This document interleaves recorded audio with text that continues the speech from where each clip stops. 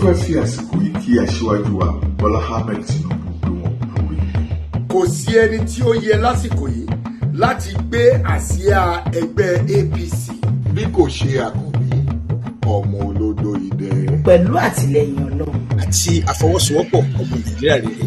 Ipò ààrẹ orílẹ̀-èdè Nàìjíríà yìí. Ó ti ṣeé ṣe. Ó dẹ̀ dá wa lójú wípé ìtẹ̀síwájú ọ̀tún á dé borílẹ̀-èdè wa. nítorí kíni. Aṣíwájú kájúẹ̀. Akíkanjú ni. Ọ̀mọ̀wé ni. Pẹ̀lú ìrírí tó péye. Ìmọ̀ àti òye. Láti darí àwa ọmọ Nàìjíríà dé ilẹ̀ ìlérí. Araba ní bàbá. Ẹni abálábà ní bàbá. Aṣíwájú Bọ́lá Ahmed Tinubu ni. Òun gangan ni. Òun ló kàn. Nítorí wípé òun ló tó gbangba sùn lọ́yẹ̀. Aṣíwájú Bọ́lá Ahmed Tinubu. Àkànbí ọmọ olódò dẹ. Jìjàgàbá.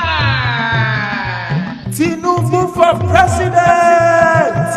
Ohùn ọ̀run ti gbọ́, ó ti rí bẹ́ẹ̀, ó ti ṣẹ bẹ́ẹ̀. This message is from the League of Actors 2023.